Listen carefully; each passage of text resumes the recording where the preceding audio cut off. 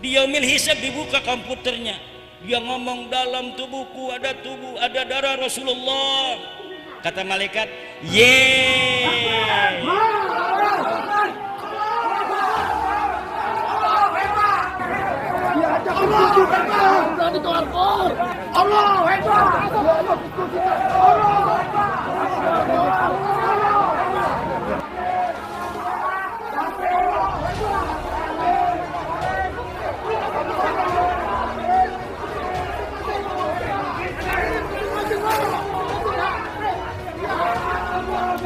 Hadirin ma'asyiral muslimin rahimahullah.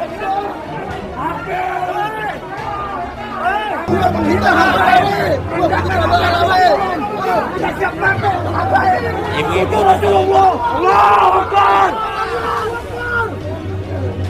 siap. Ya, kalau saya kan lagi ceramah. Ceramah tidak terlalu mengetahui di luar karena acaranya kebetulan saya ceramahnya di dalam masjid. Terus? Jadi ketika tahu ada takbir itu di jalan, ya saya meneruskan ceramah, tapi kemudian sama panitia mungkin untuk suatu hal mic-nya dimatikan. Ya akhirnya saya berhenti dan mengakhiri ceramah. Tetapi ceramahnya memang udah 1 jam kurang sedikit lah. Oh. Jadi memang di akhir-akhir ceramah itu. Jadi wali banyak, dukun ternyata. Dia branding dirinya sebagai wali. Dia bikin cerita-cerita palsu.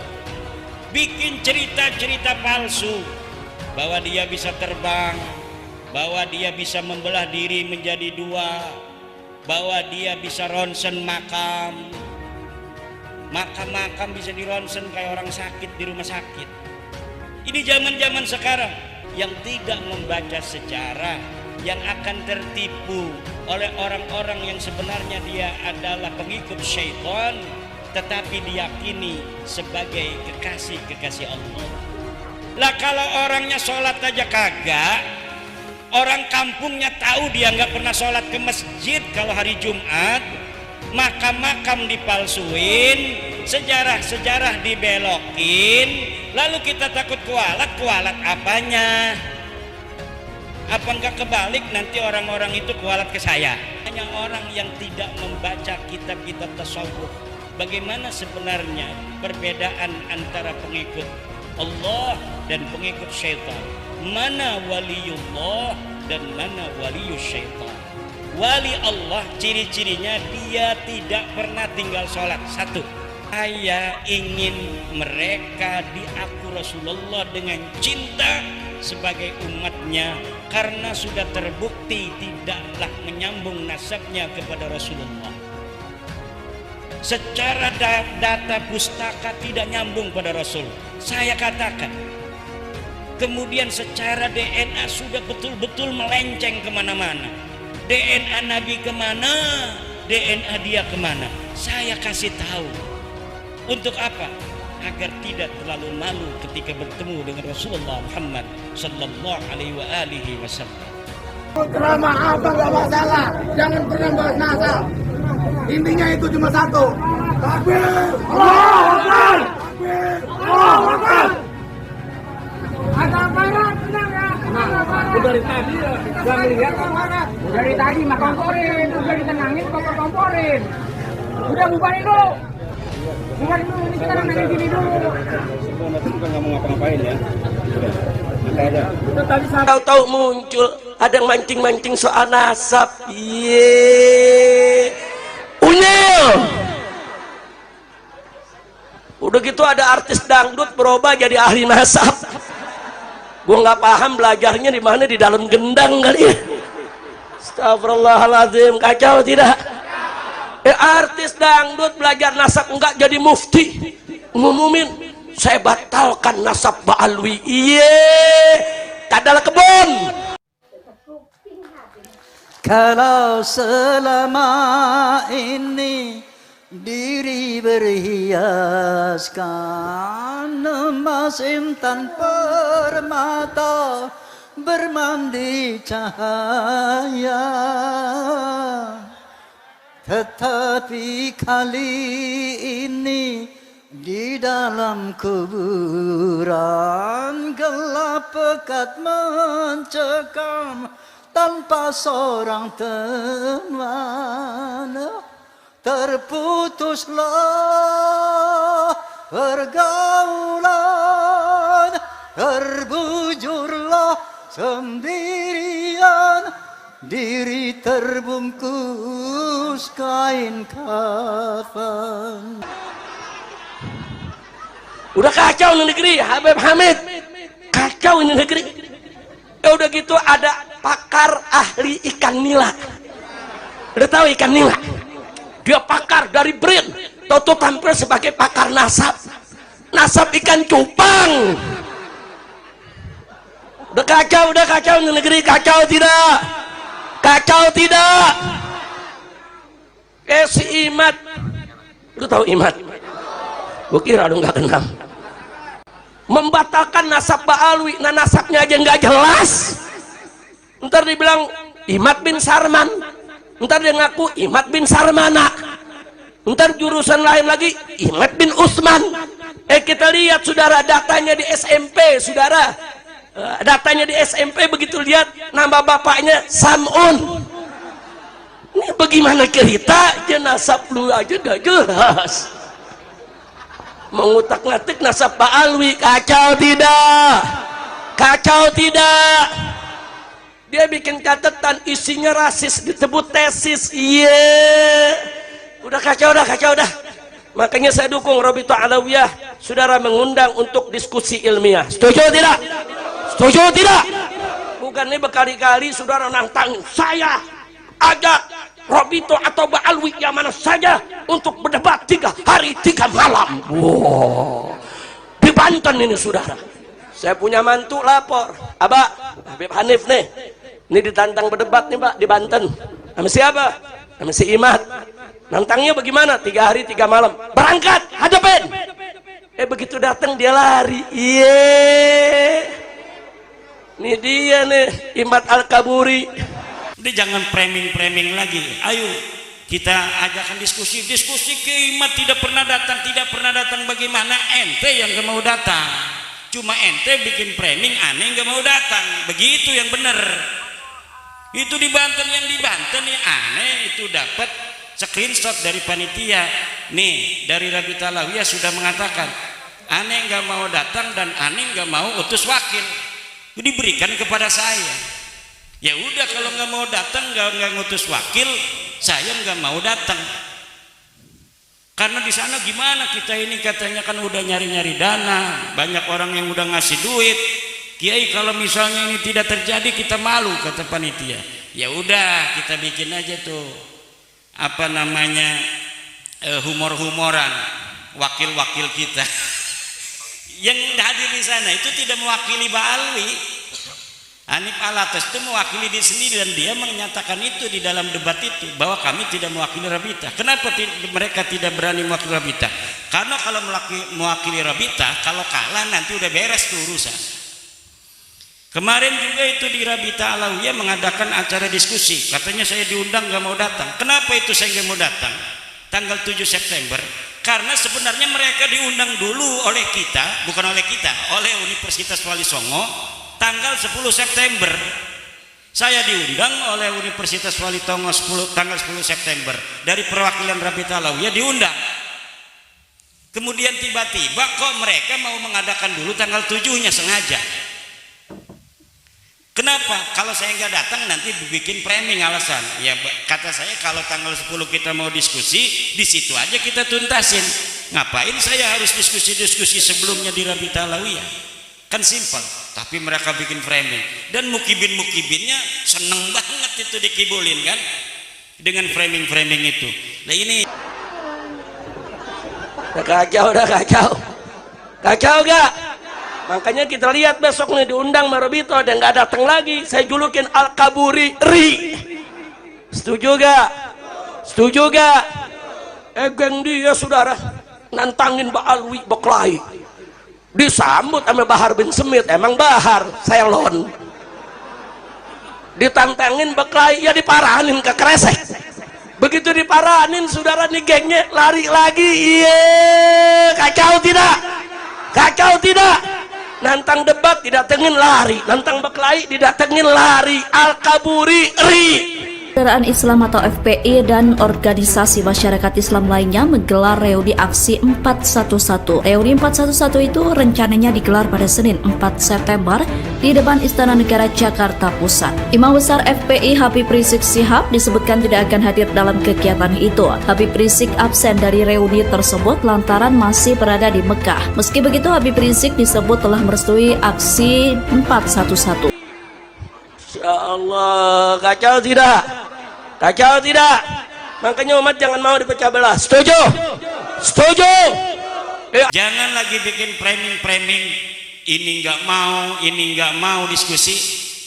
Universitas mana yang mau menjadi tuan rumah untuk diskusi nasab saya dengan Rabita Alawiyah? Siapkan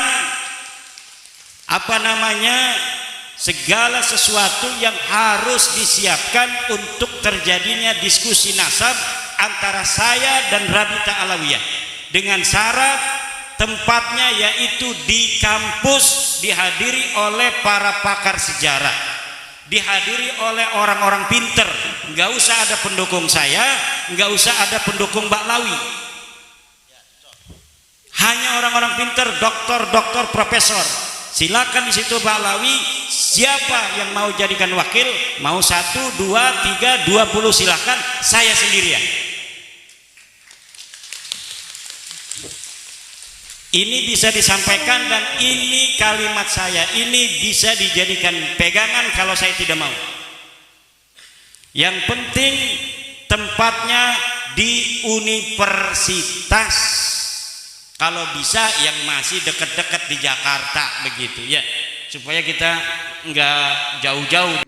Hati-hati, jangan mau kita dipecah belah. Nah, makanya saya sampaikan di sini, kalau betul mereka terus mau mecah belah, rezim terus dukung mereka, kemudian aparat seenaknya menindas kita semua, saya akan ajak umat Islam semuanya untuk bangkit, kita lawan, kita berjihad tegakkan kebenaran. Nasab Alwi adalah nasabun batilun mardudun maudu'un qati'un. Nasab yang itu terputus sejarahnya dan nasabnya dari Rasulullah Muhammad SAW. Dia adalah nasab yang tertolak, mardud. Dia juga nasab yang maudhu', palsu. Juga nasab yang sama sekali tidak bisa diverifikasi berdasarkan ilmu sejarah, ilmu nasab, juga tes DNA. Nah, kenapa itu bisa saya mengarah motivasi apa gitu yang membuat saya kemudian meneliti nasab Alwi ini? Karena memang nasab Alwi ini adalah nasab yang mereka mengaku keturunan dari Rasulullah.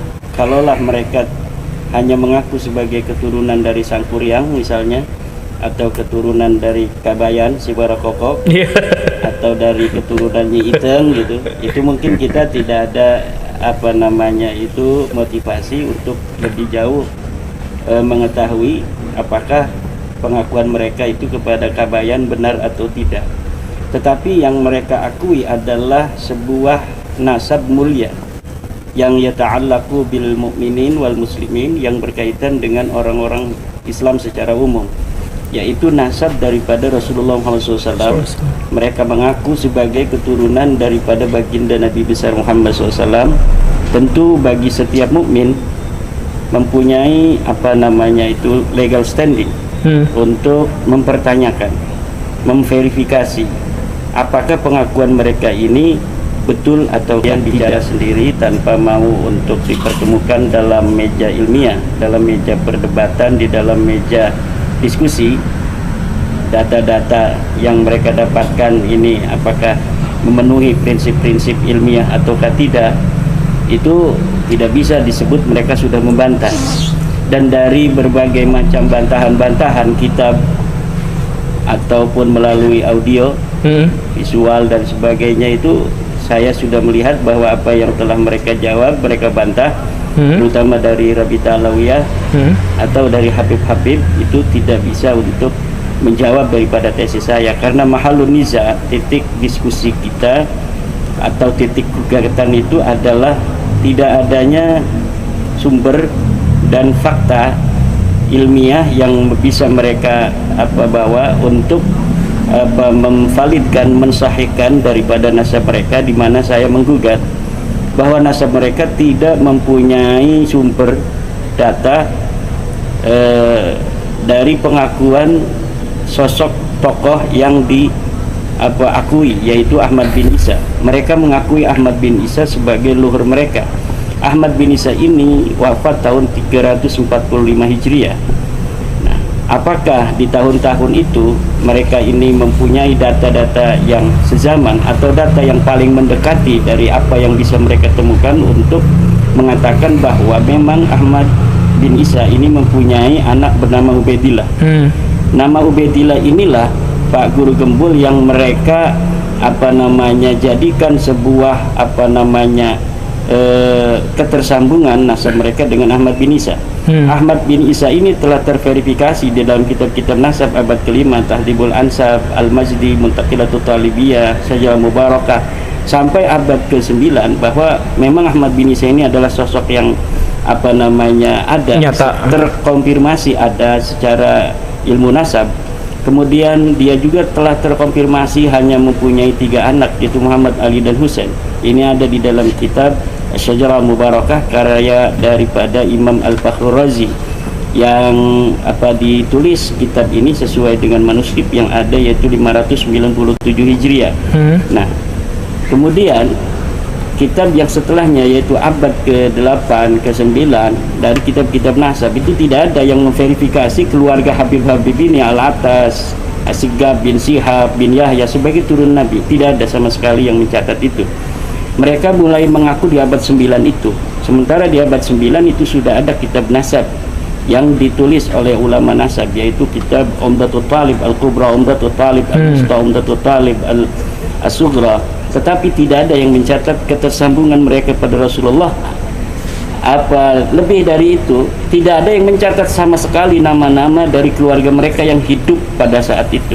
Pokoknya nanti ujungnya sudah lihat, ujungnya itu soal husnudzon, itu satu. Karena namanya catatan itu sampean cari ya tidak mungkin lengkap, tidak mungkin coba. Sekarang ini aneh-aneh diskusinya ya, bantah-bantahnya orang-orang itu, ada yang bilang kosongnya 700 tahun. Enggak ada catatan 700 tahun. Terus enggak, itu ternyata setelah diteliti enggak ada catatan itu cuma 100 tahun. Terus ada lagi, wah cuma 50 tahun dan seterusnya. Tapi tidak mungkin lengkap. Tidak mungkin bisa lengkap betul-betul urut, itu tidak mungkin. Pencatatan itu membutuhkan tradisi tersendiri. Dan tradisi mencatat di lingkungan Islam itu tradisi baru. Apalagi di lingkungan orang Arab. Orang Arab itu tidak bisa nyatat. Makanya disebut bangsa ummi itu karena tidak punya kebiasaan mencatat. Nah tapi kan ada riwayat oral dari mulut ke mulut itu ada. Menurut saya, ibarat dulu orang belum tahu istilah fikih. Ketika kita mau sholat karena tidak tahu arah, kita pakai husnudzon, pakai keyakinan. Iya. Oh, misalnya sana. Oh, saya akhirnya menghadap sana terus. Kiblatnya menurut keyakinan. Menurut keyakinan. Iya. Tapi setelah ada alat yang jelas dan valid, nah, itu ternyata kiblatnya sana. Iya. Kita secara fikih harus mengikuti itu. Iya. Donnya gugur jadi ya. Nganggur. Maka don itu kan setelah ada hujah kan batal. Maka orang sekarang muhibbin yang masih meyakini bahwa habaib itu putu Nabi, dzurriyyah Nabi, itu ibarat orang yang bertempat tinggal di pinggir masjid, akan tetapi sholatnya masih menghadap ke timur. Ke timur. Sudah ada hujah. Inna donna Badadon itu tetap batal. Tapi kalau menurut Pak Ketum, wong goblok ora usah takok dalil. Nek rungkat justru rungkat. Kan gitu lho. Ya iya, enggak usah pakai dalil, rungkat. Iya, udah. semestinya para habaib itu harus berterima kasih loh dengan adanya orang yang mengingatkan. Bagaimana jika nyampe mereka beri kepanjangan seperti itu? Maka ketika kebanyakan kan masih memakai apa namanya Imam An-Nabhani, Ibnu Hajar al-Haytami. Sekarang mana kitab apa namanya Imam An-Nabhani, Ibnu Hajar al-Haytami yang khusus penelitian nasab kan nggak ada. Bahkan di Indonesia ini seperti Mbah Maimun Jubair, Syekh Nawawi Al-Bantani, atau mungkin sekelas Robi Khalil Bangkalan, atau mungkin seperti Gus Bah, Gus Kausar, seperti apa itu, beliau setelah saya teliti, beliau tidak ada satupun hasil penelitian. Artinya beliau itu belum meneliti. Seumpamanya beliau meneliti, wallahi demi Allah, beliau akan mengikuti jejak-jejak seperti kami. Amin. Closing terakhir, nanti giliran nih. Kalau dituruti asik masalahnya. Muhibin ya. Kami kan mantan muhibin. Siapa kita? Ketika Anda masih meyakini bahwa para habaib itu zuriyah Nabi, berarti sampean itu ibaratnya di pinggir masjid tapi masih husnudon sholatnya madep ngidul. Kan gitu ya. Namanya karam nih. Siapa kita? Mantan muhibin. Oh, closing Kiai Muharrar. Jadi apa itu kalau kita ini sudah ada sebagian ulama yang beristihad dan istihad beliau pun bisa dipercaya, kenyataannya sampai sekarang belum ada satu ulama pun atau satu habaib pun yang mampu menandingi teknis yang dilakukan oleh Kiai Iman atau mungkin beberapa pendapat kiai. Maka muhibin yang ada atau ulama-ulama yang ada itu hukumnya haram untuk muslimin karena sudah ada dalil, ada hujah haram. Dan untuk kita semua kiai-kiai yang paham tentang permasalahan ini, hukumnya wajib menyampaikan masalah ini ke umat. Karena apa itu tentang silsilah ini bukan seperti meneliti silsilahnya Mbak Bendo. Kalau meneliti silsilahnya Mbak Bendo nggak perlu diteliti, paling Mbak Bendo bin Slamet bin Bejo bin Karmen bin Soeharto kan gitu kan Mbak Bendo. Jadi ini buat nggak perlu diteliti gitu. Ini ada nasab yang disandarkan ke Rasulullah. Karena al-ihtimam bima yata'allaqu bi Rasulullah. Iya. Sehingga kalau kita ini kemudian apa itu ngapain mutek-mutek nasabnya orang. Kalau mutek-mutek nasabnya panjenengan enggak masalah. Ini ada syariat yang ada hubungannya dengan dawuh Rasul. Dita'alluqke ke itu. Ada dua perkara yang ditinggalkan untuk umat ini. Al-Qur'an dan apa itu Ahlul Bait itu. Al-Qur'an dan apa itu? Fitrah. Karena begini Kiai, tadi kan belum dijawab untuk menyikapi masalah pemalsuan makam itu menurut Anda gimana? Kalau itu memang benar-benar palsu ya, maka kita semua warga Indonesia wajib hukumnya izalatul munkarat. Man amin kumul karom fal wajib biadi. Jadi yang punya kekuasaan man roa itu munkarat itu. Apa itu man roa min kumul karom. Man roa min kumul karom fal wajib biadi. Kalau kita punya kekuatan ya harus dengan kekuatan kita. Dan para ulama apabila tidak punya kekuasaan ya dengan lisan kita. Gitu. Tapi rata-rata milih bikolbi. Jadi kita semua tidak boleh tetap diam diri. Sebab nanti kalau diam diri itu maka di Indonesia ini tidak cuman makam apa itu pahlawan-pahlawan kita loh. Akan ada makam Rasulullah SAW. Kalau nggak percaya buktikan. Iya. Tapi menurut saya begini Pak Uki. Jadi kita itu kembali pada kiai-kiai desa. Kiai-kiai desa khususnya kiai-kiai NU. Itulah kita bisa sholat, bisa ngaji. Ya, saya dulu itu berjanji itu kan sorokan mulai abtadiul Simlak. Sekarang setelah saya itu besar, ini kok saya tidak malah mengamalkan amalan dari orang lain yang tidak jelas. Itu sebetulnya secara rohaniah kan ada kecenderungan. Maka agar supaya kita itu semua lepas dari Ba'alawi, semua amalan dari Ba'alawi tinggal karena gendamnya lewat situ. Malah ada kiai sehebat apapun kalau masih mengamalkan amalan-amalan dari Ba'alawi sulit untuk bisa lepas. Sulit itu contohnya itu. Contohnya tapi kalau kita mau berpikir ya tentang Rotibul Hajat ya, saya itu meneliti Rotibul Hajat. Setelah saya teliti jebul-jebul 88 Rotibul Hajat itu wiridane Kanjeng Nabi. Betul. Kenapa diklaim Rotibul Hajat? Seperti Rotibul Atos itu juga wiridane Kanjeng Nabi. Kenapa diklaim Rotibul Atos? Seakan-akan itu karya tulis beliau. Padahal kalau masalah membuat apa itu Wiridan siapa saja bisa menyusun. Orang Jawa ini loh membuat karya tulis namanya tahlil. Ini kan wiridane Kanjeng Nabi. Tidak ada satupun ulama yang mau mengklaim pencipta tahlilan. Bahkan wiridan setelah sholat itu kan yang membuat kan ulama Indonesia kan tidak ada satupun yang mengklaim. Jadi kalau apa itu wiridane Kanjeng Nabi diklaim itu nggak benar itu. Jadi untuk teman-teman semua yang masih apa itu menggunakan Rotibul Hadat atau Rotibul Atos itu semestinya toh kata-kata Rotibul itu toh itu dihilangkan. Saya itu tidak wiridan, saya itu Rotibul Atos, Rotib Al-Haddad, Rotib Al-Idus, Rotib Asakron. Semua saya tinggal. Bahkan kalau kita ini mau teliti ya membaca Simtu Duror, lepas. Kalau kita mau teliti ya di Simtu Duror ini ada pembelokan sejarah. Banyak. Ungkap Yai. Di antara satu saja di Simtu Duror itu Habib Ali Al-Habsyi mengatakan bahwa di waktu Rasulullah pembedahan dada itu tidak dibuang mahalus setan, tapi tadinya baik ditambahi kebaikannya. Ini toh bertentangan dengan apa yang disampaikan ke Rasulullah, bertentangan yang ada di Sahih Bukhari, Sahih Muslim, bahkan bertentangan di Biba Al-Berjanji dan lain sebagainya. Jadi ada penyelewengan semacam itu. Itu belum yang lain, banyak lah apa itu karya-karya tulis yang apabila kita teliti itu ada penyelewengan. Cuma kita ini masya Allah khusnudurnya itu. Mula wong NU itu baiknya balik ke berjanjian, kalau enggak dibak. Itu kalau dibak itu kalau kita mau arti-artinya itu lebih mengena.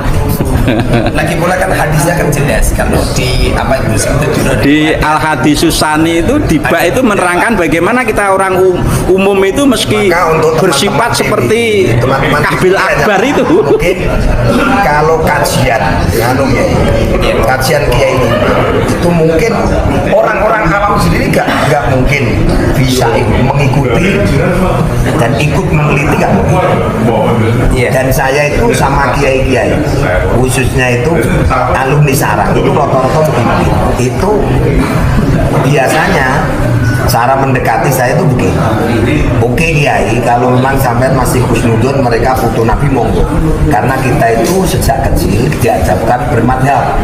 Berarti ketika orang bermadhab berarti siap bidan. Nah orang siap bidan nggak sah bermadhab, maka sampean masih meyakini monggo. Tapi untuk soal PR yang paling besar untuk bangsa dan negara, kula nyuwun saran, pripun sarane ngatasi pembelokan sejarah bangsa, pembelokan sejarah pembelokan sejarah Jatman dan pemalsuan makam. Ini loh yang paling penting itu. Ketika sudah nyampe di situ, biasanya mereka diem nggak bisa jawab. Gara-gara tidak muncul keilmuan. Saya amati itu. Saya amati semua ulama yang pendapatnya hampir sama Romo Yai Iman, yang asli itu bukan ikut-ikutan Romo Yai Iman, bukan, salah. Seumpamanya ini karena nafsu dan sahabatnya Romo Yai Iman yang berfatwa semacam itu tidak lebih dari 7 bulan. Konflik ini tidak lebih dari 7 bulan, tapi kenyataannya sudah 2 tahun lebih semakin meruncing dan rakyat Indonesia ini kok semakin melihat sama bahkan ngapunten. Itulah tadi detik-detik di mana Kiai Haji Mazuddin Usman Al-Bantani dipersekusi oleh para mukibin yang dulu masih belum terbukti bahwa nasab Ba'alawi itu palsu. Namun kita sudah simak bersama bagaimana sepak terjang dari Kiai Haji Mazuddin untuk membongkar kepalsuan dari kaum Ba'alawi, dan kini banyak sekali mukibin-mukibin yang sudah sadar akan kepalsuan dari nasabah Alawi. Dan sempat Kiai Haji Imaduddin Usman Al-Bantani dianggap al-kaburi atau kabur dari tanggung jawab. Namun kita lihat bersama saat ini Habib Rizik malah tidak tahu entah kemana. Sempat kemarin mengadakan aksi 411 malah tidak datang karena alasan ada di luar negeri. Bagaimana menurut pendapat teman-teman semua, penilaian teman-teman semua? Silahkan lanjut di kolom komentar. Terima kasih sudah selalu support Arman Al-Fatih kita. Jumpa lagi di video selanjutnya. Min afa minkum. Wassalamualaikum warahmatullahi wabarakatuh.